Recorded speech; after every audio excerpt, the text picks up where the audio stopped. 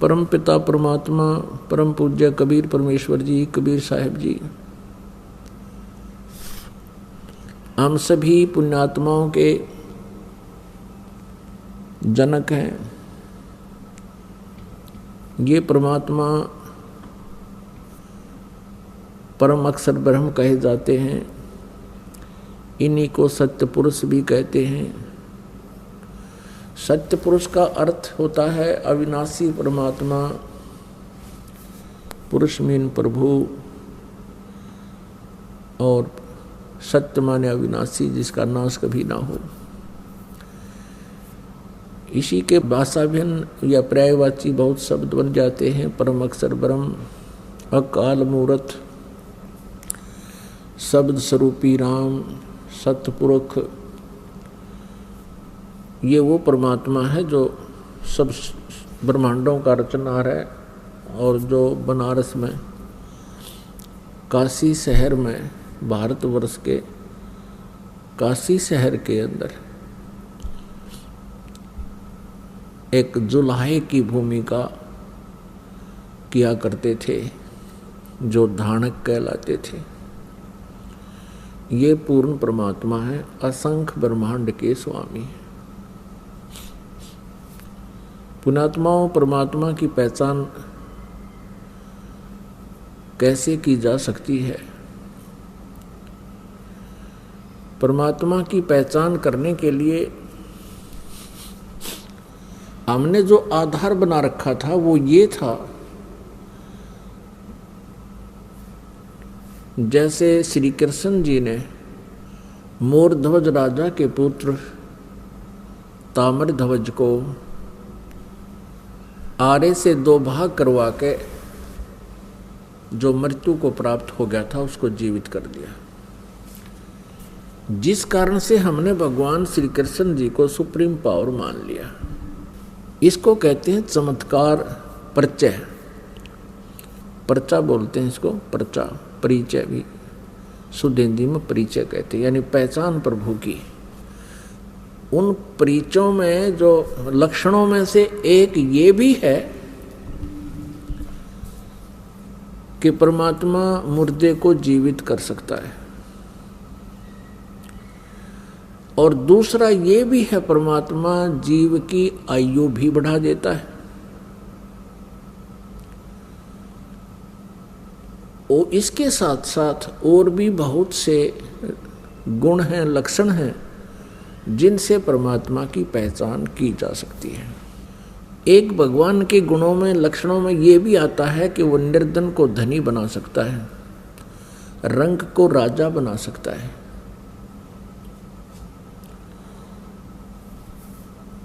और एक ये भी पहचान है कि उसके विषय में हमारे सदग्रंथों में लिखा हुआ है। परमात्मा के गुणों की जानकारी हमारे पवित्र सदग्रंथ भी बताते हैं। जिस परमेश्वर के लक्षण, जिस परमेश्वर के सर्वचिन्ह इन सभी बातों पर खरे उतरते हैं, सभी पॉइंटों पर, सभी केंद्रों पर, वो परमात्मा है, वो परमेश्वर है। इसके पहचानने के लिए हमने बहुत सा सहयोग लेना होगा। जैसे हमारे पवित्र सदग्रंथ जो बताते हैं भगवान के गुणों की जानकारी, वो हमारे लिए स्वीकार्य होगी, होनी चाहिए और होगी, क्योंकि भगवान की जानकारी हमें सदग्रंथों से ही प्राप्त हुई है। और हमारे जो पहले वाले गुरुजी थे वो यही कहा करते थे कि शिव पुराण में ऐसा लिखा है, वेदों में ऐसा लिखा है, श्री दुर्गा पुराण में ऐसा लिखा है, श्री विष्णु पुराण में ऐसा लिखा है, और श्री मार्कंडे पुराण में ऐसा लिखा है, श्री ब्रह्मा पुराण में ऐसा लिखा है। और वो साथ में संस्कृत भी बोला करते थे। तो हम ये सोचा करते थे कि इन महापुरुषों ने सदग्रंथों को ठीक से समझा है, क्योंकि ये संस्कृत लैंग्वेज से, संस्कृत भाषा से परिचित है। तो हमें कोई शंका नहीं रही। क्या शंका नहीं रही कि ये झूठ बोल रहे हैं? इसलिए हमने इनके प्रत्येक वाक्य को, प्रत्येक आदेश को शिरोधार्य किया। और जैसा भी इन पूर्व के ऋषि गुरु महापुरुषों ने, मंडलेश्वरों ने, आचार्यों ने, महंतों ने हमें जो ज्ञान दिया, हमने उसको स्वीकारा। किस लिए स्वीकारा? कि हमने परमात्मा की खोज है, परमात्मा की चाह है। आत्मा का परम सहारा परमात्मा है, और जो आत्मा को सुख मिलेगा वो परमात्मा से मिलेगा। परमात्मा हमारे प्रारब्ध के कर्मों को भी नाश कर देता है। परमात्मा के गुणों में ये भी है कि परमात्मा परमेश्वर पूर्ण ब्रह्म हमें साप से भी मुक्त कर सकता है, श्राप से। जैसे हमें 3 तापों से भी परमात्मा मुक्त कर सकता है। तो ये सभी लक्षण परमात्मा में होते हैं। प्रथम लक्षण जो हमने लिया है कि भगवान श्री कृष्ण ने मोरध्वज के पुत्र ताम्रध्वज को आरे से, एक आरी से 2 फाड़ करवा के उसके माता पिता से, क्योंकि पहले साधु संतों के विचारों आदेश का बहुत पालन करते थे, श्रद्धालु व्यक्ति होते थे, और वो समझते थे कि ना जाने किस वेश में भगवान ही आ गया हो, इसलिए संत के आज्ञा का वो पालन करते थे। उस समय संत लोग जो है बड़े सिद्धि युक्त होते थे। सिद्धि क्या होती है? कि ईश्वरीय भक्ति से, परमेश्वर की भक्ति से उन्होंने कुछ संग्रह कर ली होती है, पावर परमात्मा की ही पावर को संग्रह कर लेते हैं। जैसे इन्वर्टर होते हैं, इन्वर्टर चार्ज कर दिए जाते हैं तो वो उनकी बैटरी चार्ज हो जाती है, कुछ समय के लिए बहुत कार्य काम चलाऊ कर देते हैं। तो वो पावर है कहाँ से ग्रहण की उसने? थर्मल प्लांट से। तो एक इन्वर्टर थर्मल प्लांट जितना कार्य नहीं कर सकता, इतनी क्षमता उसकी नहीं हो सकती। तो जितने भी ऋषि महर्षि जिनमें सिद्धियाँ थी, जिन्होंने 7 समंदरों को पी लिया फिर वापस छोड़ दिया, जिन्होंने पहाड़ उठा लिए, आकाश में उड़ गए, ये इन्वर्टर थे। और जैसे श्री कृष्ण जी ने ताम्रध्वज को जीवित कर दिया, सुदामा जी का महल बना दिया, ये श्री कृष्ण तक भी इन्वर्टर थे, वो थर्मल प्लांट नहीं थे। अब ये एक बार ये बात जो दास ने कही है तो ये बड़ी खटकेगी उस व्यक्ति को जिसने आज तक ये तत्व ज्ञान नहीं सुना और लोक वेद से वो रंगा गया है। लोक वेद किसे कहते हैं? जो दंत कथा होती है, सुना सुनाया ज्ञान, अक्षेत्रीय ज्ञान, एक दूसरे से सुना हुआ ज्ञान, उसको लोक वेद कहते हैं। पुण्यात्माओं, श्री कृष्ण जी और अर्जुन मोरध्वज राजा के घर चले गए एक साधु रूप बना के।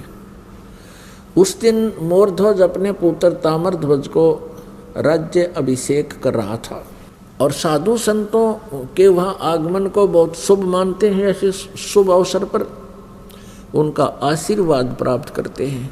उनका आशीर्वाद प्राप्त करने के लिए उनकी प्रत्येक आज्ञा का पालन करते हैं, उनकी सेवा शुश्रूषा करते हैं, जिससे वो प्रसन्न हो जाए। उनको प्रसन्न करने की हर संभव कोशिश की जाती। तो श्री कृष्ण जी ने एक माया से, अपनी सिद्धि से एक सिंह बना लिया, शेर बना लिया, और दोनों पहुंच गए राजा मोरध्वज के बाग में।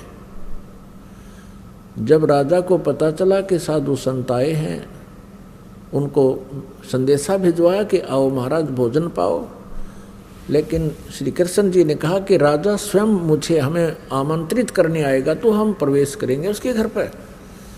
राजा को पता चला, मोरध्वज तुरंत चल पड़ा नंगे पैरों और भगवान से अर्ज की, घर पे ले आए। घर पे विराजमान हो जाने के उपरांत आसन दिए और कहा भगवान भोजन पाओ। श्री कृष्ण जी जो साधु रूप में थे, पहचान नहीं पाए थे मोरध्वज, उनको संत मान रहे थे कि जो आज्ञा महात्मा। तो श्री कृष्ण जी ने कहा कि मोरध्वज पहले हमारे सिंह को भोजन खिलाओ, शेर को। जो आज्ञा महाराज, मोरध्वज ने कहा। श्री कृष्ण जी साधु रूप में श्री कृष्ण जी ने कहा कि बात सुनो, ये शेर जो है, ये सिंह किसी पशु पक्षी का मांस आहार नहीं करता, ये नरभक्षी है, ये मनुष्य खाता है, मनुष्य का मांस चाहिए। कि जो आज्ञा महाराज, मोरध्वज ने कहा। फिर श्री कृष्ण जी ने कहा कि कहीं कोई पल्लेदार को पकड़ जावे, उसका मांस नहीं खाएगा, ये मांस खाएगा तुम्हारे एक परिवार के सदस्य का। तब मोरध्वज ने कहा जो आज्ञा महाराज, कि जाओ फिर करो तैयार। अब मोरध्वज ने ताम्रध्वज और रानी से कहा कि साधु महात्मा आए हैं, उनकी कंडीशन है कि पहले सिंह को भोजन कराना है और शेर मांस मनुष्य का खाएगा, और यहाँ तक भी उन्होंने कह दिया है कि ये मांस आपके घर के सदस्य का ही खाएगा। मोरध्वज जी ने कहा कि देखो पुत्र सियाना हो गया, युवा हो गया है, राज्य अभिषेक अभी इसको कर देते हैं, ये अपना राज्य संभालेगा, तुम माँ और पुत्र दोनों राज्य करना, और मेरा काम पूरा हो चुका है, और मैं साधुओं के सिंह का भोजन बन जाता हूँ। तब रानी ने कहा देखो मैं पतिव्रता स्त्री हूँ, और पतिव्रता स्त्री से पहले उसका पति यदि मृत्यु को प्राप्त हो जाता है तो उसका जीवन नरक होता है, मैं नहीं जी सकती। और मेरा काम क्या था? मेरा काम था आपका वंश चलाना, आपका वंश चल गया, अब मेरा क्या काम रह गया? लड़के का ब्याह कर लेना, दोनों पिता पुत्र अपना कार्य कर, राज्य संभालो, बच्चा अयाना है, ये राजकाज को ढंग से नहीं समझ पाएगा, आप इनकी हेल्प करते रहना, और मुझे आहार बनने दो सिंह का। तब लड़का कहता है ताम्रध्वज के माता पिता, मैं माता पिता के ऋण से मुक्त नहीं हो पाया हूँ, अभी तक तो मेरी आपने सेवा ही सेवा की है, मैं तो आपकी कुछ सेवा कर नहीं सका, इसलिए मैं सिंह का आहार बनूंगा, आप मुझे पितृ ऋण से मुक्त होने दीजिए। अब वहां भगवान श्री कृष्ण से जो साधु रूप में बैठे थे उनसे आकर कहा, उन्होंने सारी कहानी फिर दोबारा दोहराई और कहा भगवान आप ही फैसला कर दो। तब श्री कृष्ण साधु वेश में विराजमान श्री कृष्ण जी ने कहा कि राजा और रानी यानी अपने पुत्र ताम्रध्वज को आरे से 2 फाड़ करें, और तुम्हारे पुत्र का मांस ये शेर खाओगा, सिंह खाओगा। जो आज्ञा, आरा उठा लिया, एक तरफ माँ खड़ी होगी, एक तरफ पिता, और लड़का लिया बिठा, और एक बात और कही कि यदि किसी के भी तुम्हारे आंसू आ गए, तीनों में से सिंह भोजन नहीं करेगा। अगदी जो आज्ञा आपकी। तो जब वो चीरने लगे, कहा कि इसको 2 फाड़ कर दो, बायां लेफ्ट जो है पार्ट ऑफ बॉडी, बायां हिस्सा शरीर का शेर नहीं खाएगा, ये अपवित्र है, केवल दायां हिस्सा ही खाएगा, बाएं को फेंक देना, दाएं को उठाकर पकाना है। ये बात सुनकर के उस समय आरा चल रहा था, ताम्रध्वज की आंखों में आंसू आ गए।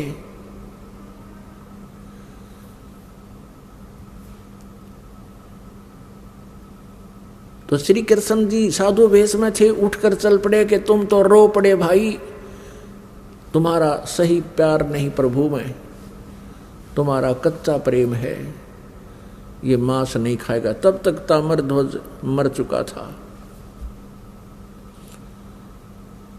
अब मोरध्वज कहता है कि हे भगवान, बालक था, इसको समझ नहीं थी। मुझे चीर लो, मैं नहीं रोऊंगा। तब रानी कहती है आप रूठ को मत जाओ, मुझे आहार बना लो, हम नहीं रोएंगे। बालक था। इस बात से वो बड़ा प्रसन्न हुआ। श्री कृष्ण जी साधु रूप में वापस आकर बैठ गया और लड़के को जीवित कर दिया। तब लड़का जीवित हो गया। ताम्रध्वज ने कहा कि प्रभु मैं रोया इसलिए था, मैं कोई इसलिए नहीं रोया था कि मेरी जान जा रही है, मैं इसलिए रोया था कि मैं इतना नीच व्यक्ति हूं कि मेरा आधा ही बॉडी, आधा ही शरीर आपके काम आया, मैं तो इसलिए रो रहा था। अब उसको जीवित कर दिया। अपने आत्माओं, इन कथाओं से हमने बहुत कुछ सीखना होता है। अब ये तो कुर्बानियां की मोरध्वज जी ने श्री कृष्ण जी के लिए, एक परम संत पूर्ण परमात्मा मानकर। अब उनका कोई से का कल्याण नहीं हो सकता था, ना श्री कृष्ण का कल्याण हुआ, ना श्री कृष्ण उनका कल्याण कर सकते थे। लड़के को जीवित कर देना, इन प्रभुओं में गॉड पावर होती है, जैसे इन्वर्टर वाली। एक इन्वर्टर की एक क्षमता होती है, वो केवल 2 बल्ब भी जगा सकता है। एक इन्वर्टर की ऐसी क्षमता होती है कि वो कूलर भी चला दे, 2-3 बल्ब भी चला दे, और कोई छोटी मोटी हैंडपंप की मोटर भी चला दे, आधे हॉर्सपावर की। लेकिन फिर भी वो अक्षमता उसकी कंप्लीट नहीं, पूर्ण नहीं होती, पर्याप्त नहीं है। और थर्मल प्लांट से 3 फेज की लाइट चला दे, डूंडा ठा देते 10 हॉर्सपावर की मोटर हो और पूरे पंडाल ने चमका दे। तो ऐसे अंतर है इन भगवानों में। अब यहाँ आप जी के लिए इसका एक निष्कर्ष निकाला है परमेश्वर कबीर जी ने। कहते हैं महिमा की जय संत की, तन मन धन सब दे, सिर मांगे टाड़ा नहीं, मोर ध्वज लख ले। कि संत, जब परम संत तुम्हें मिल जावे उस समय, उस संत की इतनी आदर सत्कार और आज्ञा का पालन करना। यदि सिर भी मांगे, नाटना नहीं, सिर मांगे टाला नहीं, मोर ध्वज लख ले, मोर ध्वज को देख लो। पुण्यात्माओं, अब अकाल गिर गया साधु संतों का इस कलयुग के इस पीरियड में। ये नकली, पाखंडी और डोंगी, इनका सत्कार हो गया है और इन्हीं का बोलबाला हो रहा है। इन्होंने बैठा दिया भक्ति का और भाव खत्म कर दिया भक्तों का। अब पुण्यात्माओं, इस लक्षण से हमने श्री कृष्ण जी को परमेश्वर मान रखा था कि उन्होंने मोर ध्वज के पुत्र ताम्रध्वज को आरे से 2 फाड़ करवा के जीवित कर दिया। यही श्री कृष्ण जी अपने सगे भांजे अभिमन्यु को जीवित नहीं कर सके, जो महाभारत के युद्ध में चक्रव्यूह के अंदर मृत्यु को प्राप्त हो गया था। सुभद्रा रो रही थी, जो श्री कृष्ण जी की बहन थी, अर्जुन के ब्याही थी। सुभद्रा पुत्र था अभिमन्यु। 500 पांडव रो रहे थे, सुभद्रा रो रही थी, श्री कृष्ण रो रहा था और पांडवों का कुल नाश हो रहा था। श्री कृष्ण जीवित नहीं कर सके। वहां तो पंगा पा दिया, जाके खुद चरवा के जीवित कर दिया लड़का मोरध्वज का पुत्र, और वहां सुभद्रा पुत्र को श्री कृष्ण जीवित नहीं कर सके। तो परमेश्वर कबीर जी ने ये बताई है भिन्नता कि श्री कृष्ण जी उर्फ विष्णु जी, श्री कृष्ण जी विष्णु जी समझो, विष्णु जी के अवतार, उन्हीं की आत्मा यहाँ देवकी के गर्भ से उत्पन्न हुई थी। और ये केवल 4 भुजा के और 16 कला के भगवान हैं। इनके जो पिताजी हैं वो ब्रह्म है, शरपुरुष भी इसे कहते हैं। वो 1000 भुजा का भगवान है और उसकी 1000 ही कलाएं हैं।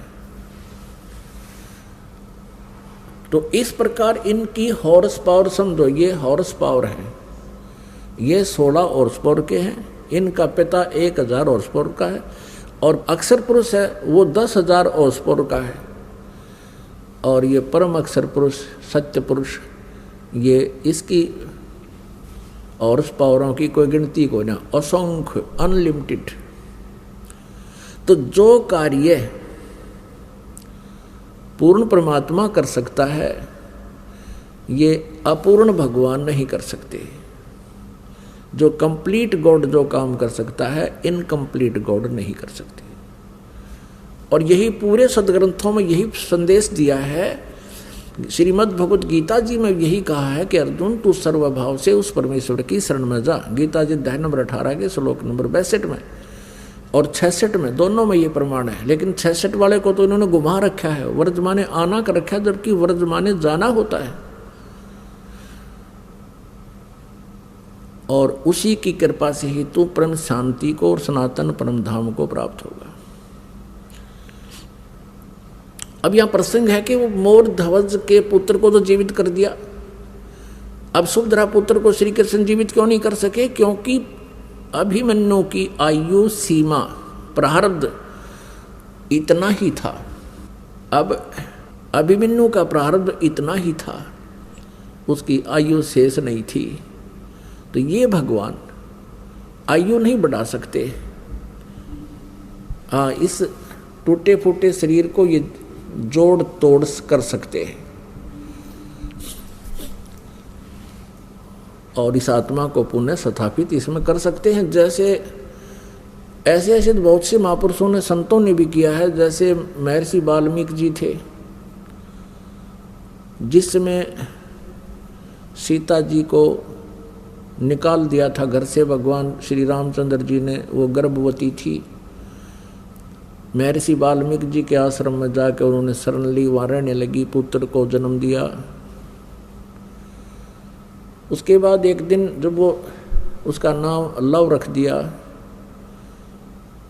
जब लव 8-9 महीने का हो गया, वो 1 वर्ष का हो गया, सीता जी कपड़े धोने के लिए दरिया पर जाया करती थी प्रतिदिन और बच्चे को पालने में सुला जाया करती थी। और वाल्मीकि जी से प्रार्थना करके जाती थी, पिताजी बच्चे का ध्यान रखना। कि जा बेटा, मैं ध्यान रखूँगा। एक दिन ऐसा हुआ कि महर्षि जी समाधिस्थ हो गए थे और सीता और बच्चे को वहीं लेटाकर चली गई, ये कहकर के पिताजी ध्यान रखना। कुछ देर के बाद उसको ध्यान में आया कि पिताजी यानी ऋषि जी साधना कर रहे हैं, हो सकता है उसकी आंखें ना खुलें, देर तक समाधिस्थ बने रहें, कहीं पीछे से कोई बच्चे को पशु पक्षी उठा ना ले जाए। ये सोचकर वापस जाकर बच्चे को उठा लाई। वाल्मीकि जी जब समाधि अपनी साधना से उठे, देखा बच्चा है नहीं। अब वाल्मीकि जी ने देखा कि भी लड़की पहले दुखिया बहुत है और बच्चे के अभाव में यह टक्कर मार मार कर मर जाएगी, मेरे से देखा नहीं जाएगा। इसलिए अपनी भक्ति शक्ति से उसने डाब के पत्ते तोड़े, कुश के, कुशा बोलते हैं, कुश बोलते हैं डाब को, एक घास होता है। डाब के पत्ते तोड़े, उनको ऐसे मला और अपनी मंत्र शक्ति से और पुत्र एक लड़का बना दिया और वो लेटा दिया वहाँ पर 1 वर्ष की आयु का। अब सीता वापस आई, उसने पूछा पिताजी ये दूसरा लड़का किसका है? तब ऋषि जी ने देखा कि लड़की तो बच्चे को गोद में लिए हुए है। तब उसने कहा बेटी ये भी तेरा ही है। तब उसने सारी कहानी बताई कि बेटी तू कहकर गई थी कि बच्चे को ध्यान रखना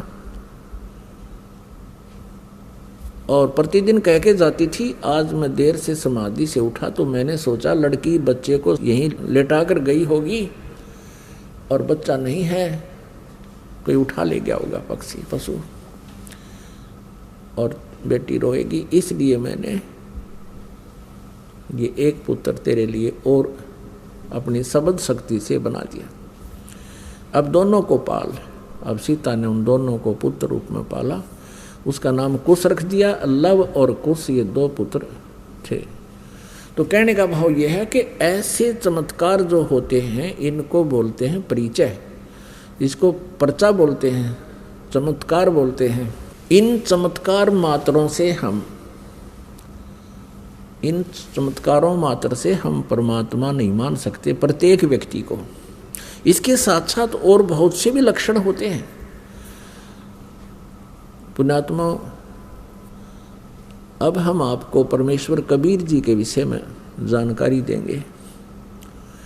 इसी के पैरेलल के श्री कृष्ण जी ने मोर ध्वज के पुत्र को जीवित कर दिया।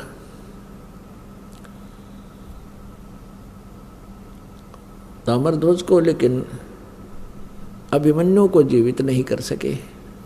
एक सम्मन नाम का मनियार था। मनियार कहते हैं जो चूड़ी बेचा करते गांव गांव में, कांच की चूड़ियाँ होती थी। गांव गांव में नगर नगर में जाके वो बहनों को, माताओं को चूड़ियाँ पहनाया करते थे। एक दिन उन्होंने सत्संग सुन लिया परमेश्वर कबीर देव जी का, भगवान का उपदेश ले लिया, कबीर परमेश्वर जी से उपदेश ले लिया था। सम्मन जी के घर में 3 सदस्य थे कुल।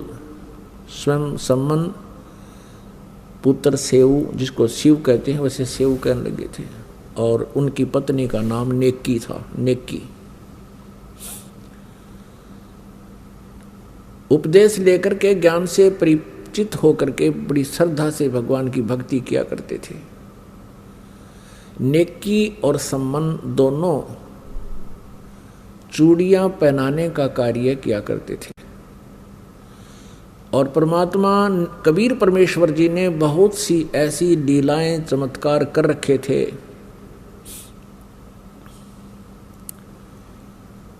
तो वो बताया करते थे, जहां भी चूड़ियां पहनाने जाते थे, एक पंथ दो काज किया करते थे। चूड़ियां पहनाने का उड़े के 2-2 घंटे लग जाते, 4-5-10 बहनें आ जाती, उनको सत्संग सुनाया करते थे। उनके हाथ में जैसे धागा लगा हुआ है, वो पूछा करते थे कि ये धागा कैसा बांध रखा है। तो बताते थे कि हमने ऐसे गुरु बना लिया है, हमारे गुरु जी हैं। तो पुण्यात्माएं होती थी, परमात्मा की चर्चा सुनाना शुरू कर देते थे। सम्मन और नेकी अपने अपने स्थानों पर जहाँ जहाँ वो सेवा करने जाते थे, चूड़ियों बेचने की, पहनाने की, वो कहा करते थे कि हमारे भगवान कबीर साहिब हैं, वो पूर्ण परमात्मा हैं, स्वयं सर्व सृष्टि रचनहार स्वयं ही आए हुए हैं पृथ्वी पर हैं। और बताया करते थे कि उन्होंने सिकंदर लोधी राजा की, दिल्ली के बादशाह के जलन के रोग को ठीक कर दिया। किसी से भी नहीं हुआ था। एक गाय मार दी थी तलवार से सिकंदर लोधी ने कि मेरे सामने जीवित करके दिखा दे, जब जानो तू अल्लाह की जात है। तो हमारे कबीर परमेश्वर जी ने वो मरी हुई गाय उन सब हजारों व्यक्तियों के, दर्शकों के सामने जीवित कर दी थी। बच्चा और गर्भ में था, दोनों माँ पुत्रों का 4 हिस्से हो गए थे। परमात्मा ने 2 थपकी, एक थपकी लगाई थी आशीर्वाद भरी, और दोनों जीवित हो गए थे, और दूध की बाल्टी भर दी। गाय और बच्चे को जीवित करके महर्षि रामानंद जी, परम पूज्य परमेश्वर कबीर जी के मुंह बोले वैसे औपचारिक गुरु थे। सिकंदर लोधी ने उनकी गर्दन काट दी थी रामानंद जी की, और उनका प्रारब्ध परमात्मा कबीर जी ने बताया था कि ये प्रारब्ध ऐसा ही है।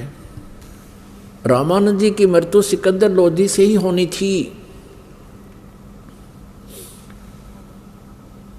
उसके बाद परमात्मा ने रामानंद जी को जीवित कर दिया,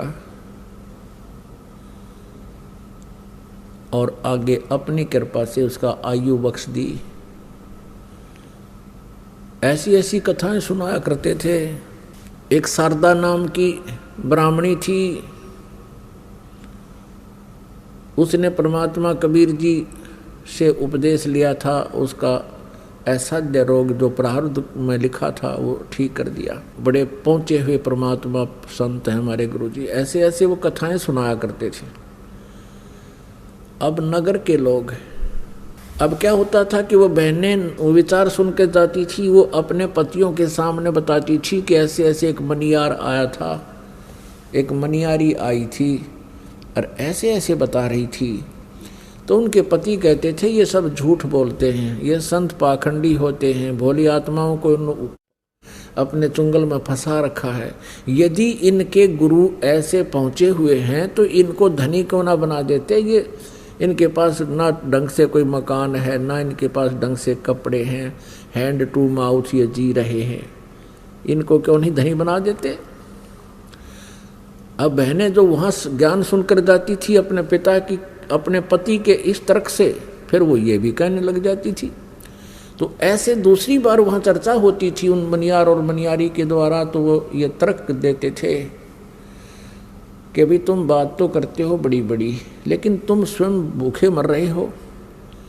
कभी तो आटा उधारा ले जाते हो, कभी कुछ उधारा ले जाते हो, तुम्हें क्यों नहीं सेठ बना देता तुम्हारा गुरु। तो वो क्या कहते थे कि हम भगवान से मोक्ष मांगते हैं, हम यहाँ का धन नहीं मांगते। तो वो कहते हैं मोक्ष तो बाद की बात है, पहले तो रोटी भी तो चाहिए। तो उनके जो के संसार के विचारों में और भगत के विचारों में, जगत के विचारों में, भगत के विचारों में बहुत भिन्नता होती है और इसी कारण से तालमेल नहीं बनता, विरोध बना रहता है। अपुण्यात्माओं, अब परमात्मा की कई लीलाएं बतानी पड़ेंगी इसमें।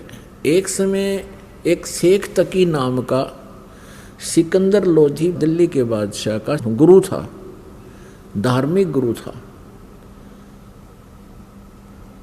और जब उसको ये पता चला कि सिकंदर लोधी के जलन का रोग कबीर जी ने ठीक कर दिया, परमेश्वर कबीर जी ने, और सिकंदर लोधी ने बताया कि मैंने अपने हाथों से अपनी तलवार से स्वामी रामानंद जी को मार दिया था, कत्ल कर दिया था, उसका धड़ से अलग कर दी थी उनकी जो है गर्दन, और कबीर जी ने जीवित कर दिया। इस चीज को देख करके शेख तकी के मन में बहुत ईर्षा होगी कबीर जी के प्रति कि ये इतना प्रभाव जमा बैठा है राजा के दिल में, अब मेरी दाल गलेगी नहीं। और जब तक मैं कबीर जी को सिकंदर लोधी बादशाह के हृदय से नज़रों से नहीं गिरा दूंगा, तब तक मेरी रीवैल्यू नहीं होगी।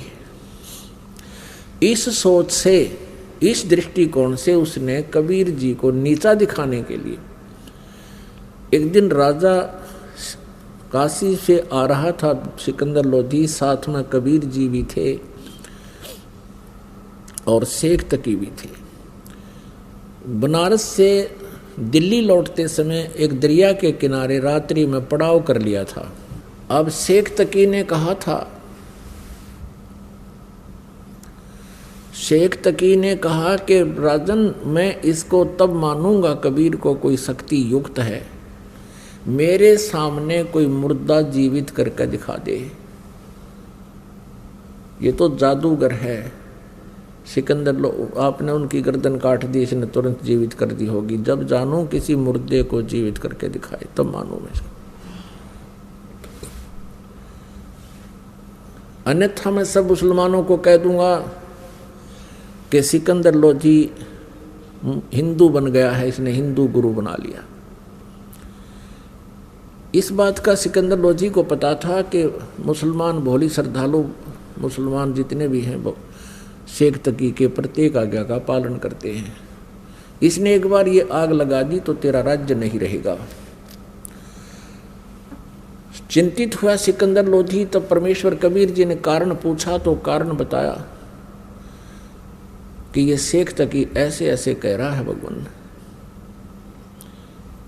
और ये सचमुच वहाँ दिल्ली में जाकर आग लगा देगा, सब मुसलमानों को मेरे विरोधी कर देगा, मेरे राज्य को खतरा हो जाएगा, मैं इसलिए चिंतित हूँ।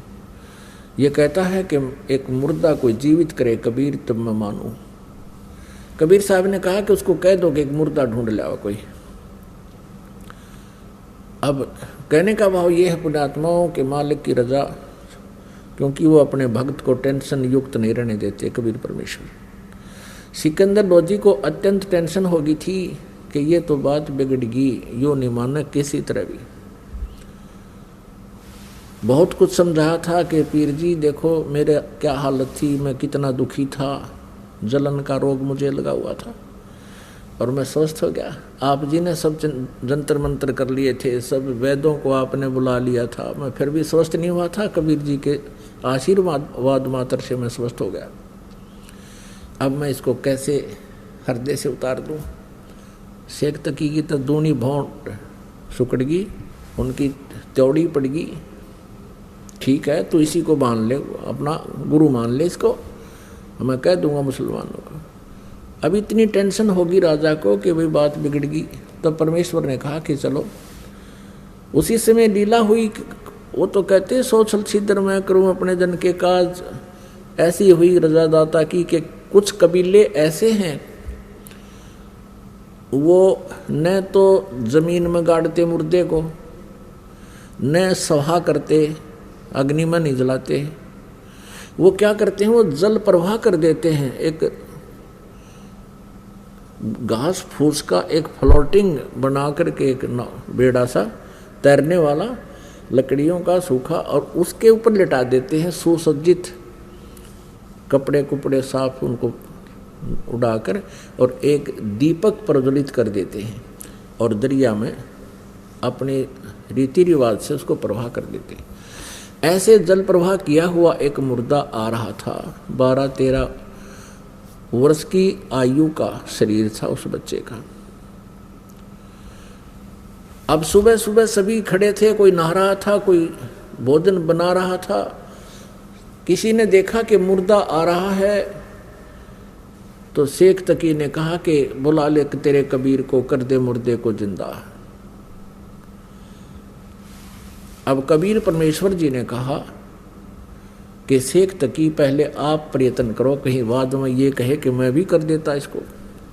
शेख तकी ने किए जंतर मंतर, वो मुर्दा चला गया 2-3 फरलांग यानी 1800 फुट डाउन स्ट्रीम में, नीचे को जल बह रहा था उधर को। तब शेख तकी ने कहा कि ये चाहता था कबीर जी कि मेरे सिर से बला टल जाए, मुर्दे कभी जिंदे होते, वो तो कयामत के समय होंगे। तब परमेश्वर कबीर जी ने कहा कि ठीक है। ऐसे इशारा किया था मालिक ने उस मुर्दे को जो जा रहा था नु बह करके, उसको ऐसे कर दिया, वो वापस चल पड़ा जैसे इंजन वाली नौका वापस चल पड़ती है दरिया के फ्लो के विपरीत, बहाव के विपरीत। ऐसे अप स्ट्रीम को और आ गया और वहां आकर के रुक गया जहां कबीर परमेश्वर विराजमान थे, खड़े थे, आए हैं, उपस्थित थे। मुर्दा से ऊपर रुका हुआ है जैसे नौका हो, और नीचे से दरिया की तरंगें बह रही हैं, लहरें। तब परमेश्वर ने कहा कि हे जीवात्मा, कबीर परमेश्वर जी ने कहा कि हे जीवात्मा जहां भी है कबीर हुक्म से इसमें प्रवेश कर मुर्दे में वापस आ जा तू। एकदम वहीं से वो आत्मा वापस प्रवेश हुई और वो लड़का जीवित होकर के बाहर आके परमेश्वर कबीर जी के चरणों में दंडवत प्रणाम किया। बोलो बंदी छोड़ कबीर साहेब की जय हो।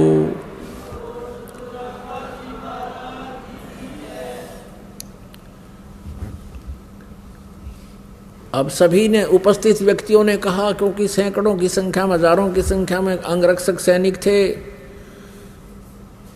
और राजा वीर सारे थे, तब उन्होंने कहा कि हे कबीर जी आपने तो कमाल कर दिया, लड़के का नाम कमाल रख दिया। और 12-13 वर्ष की आयु का पुत्र था, लड़का था किसी का, वो अपने पुत्र के रूप में परमेश्वर ने पाला पोसा। उस पुनर्जन्म प्राप्त प्राणी को भक्ति दी, अपने पास रखा पुत्र रूप में।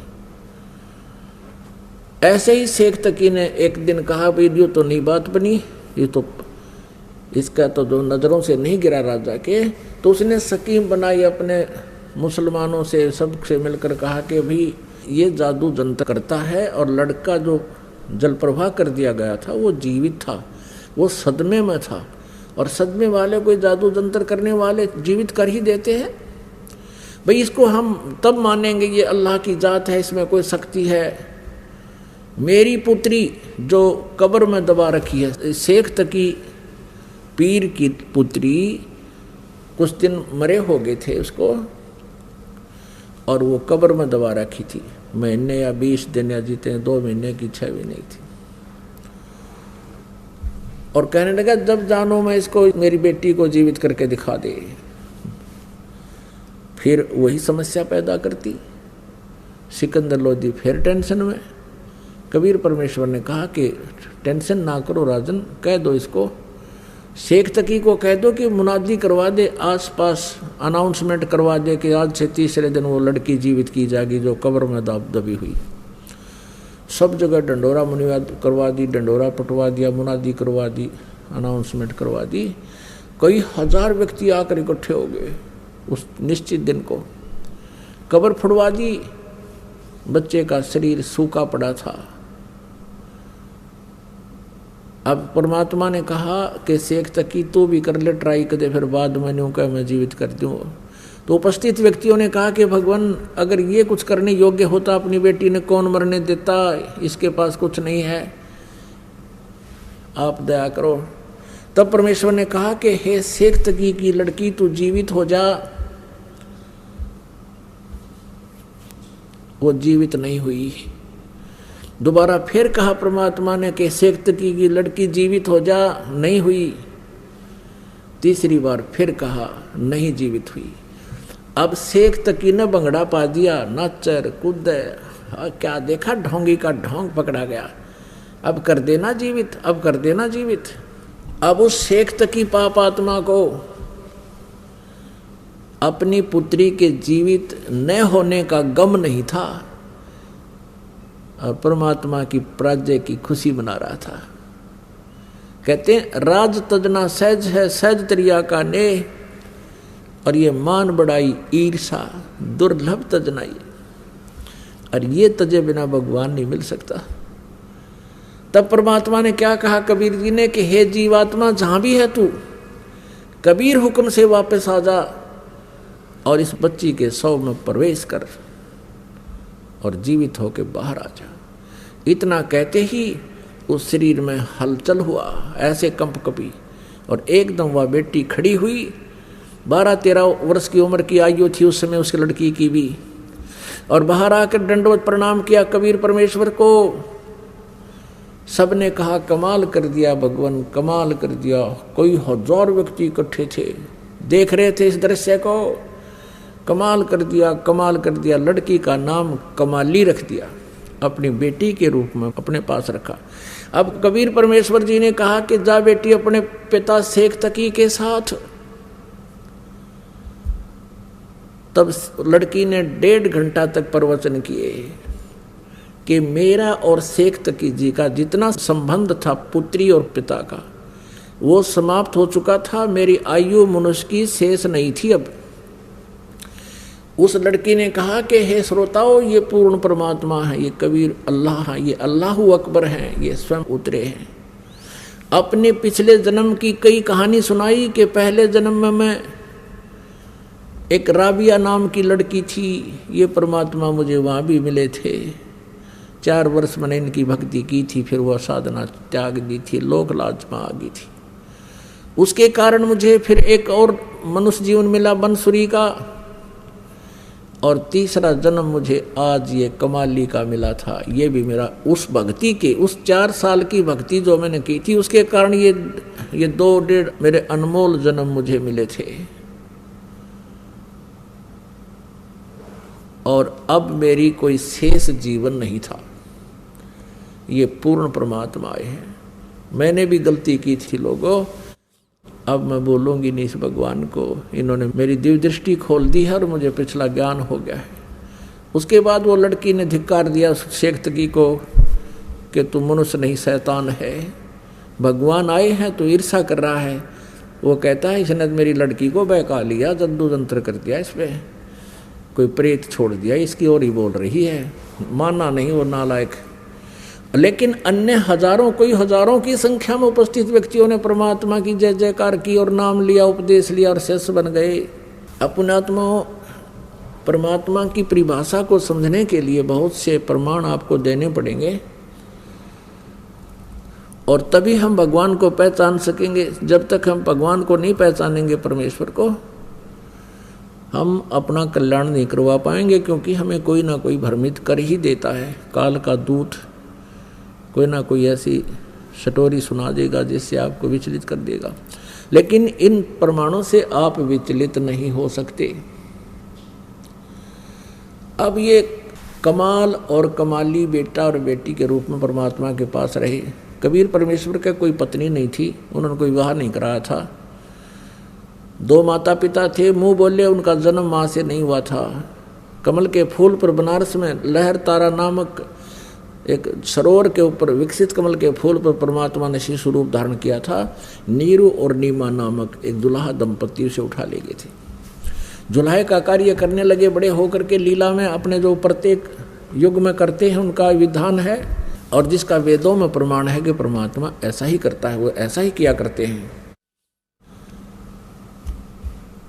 तो उसके बाद अब कमाल जब 20-22 वर्ष का हो गया, कमाल के मन में इतना अभिमान हो गया कि मैं जो परमात्मा कबीर जी की सेवा करता हूँ,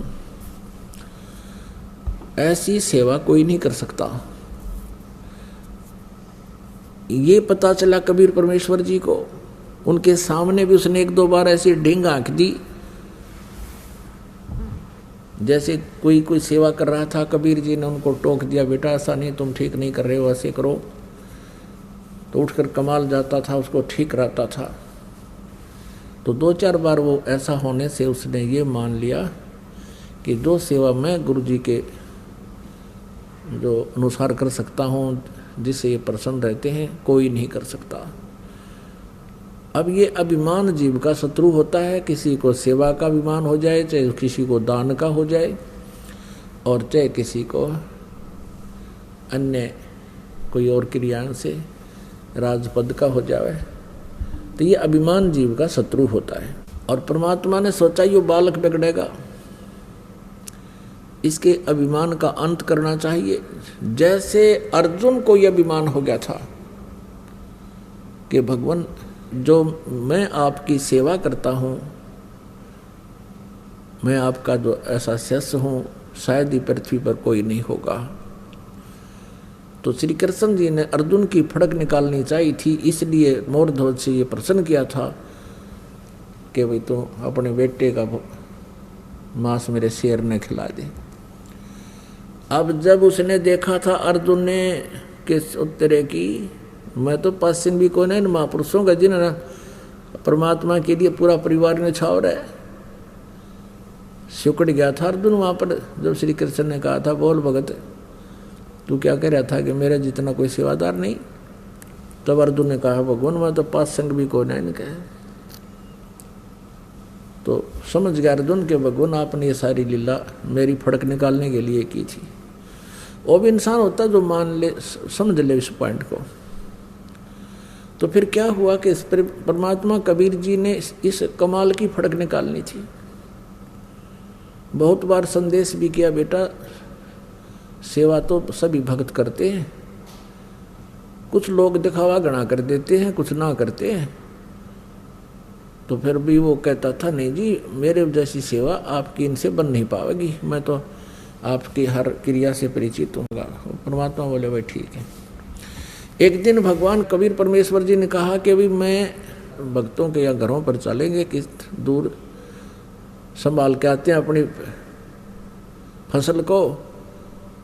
कौन कौन चलेगा? एक तो बाजीद जी और एक कमाल। कमाल कहने लगा, महाराज जी मैं तो आपके साथ अवश्य चलूँगा, आपकी सुविधाओं का सब ध्यान थोड़े रख सकते हैं। परमात्मा कबीर परमेश्वर जी बोले ठीक है बेटा चलो। अब वो फरीद जी ना वो वाजिद जी जिसने राज त्याग दिया था, मुसलमान थे वह, और जंगल में जाकर बैठ गए थे। वहाँ भी परमात्मा उनको मिले थे, बेटा घर त्यागते राज त्यागने से और जंगल में कुटी बना लेने से परमात्मा प्राप्ति, अल्लाह प्राप्ति नहीं होगी। जब तक आपकी साधना ठीक ना होगी, तब परमेश्वर ने उनको ज्ञान दिया था। उसके बाद वो मालिक के पास आ जाते थे, सत्संग सुनते थे और फिर अपनी कुटिया में चले जाते थे।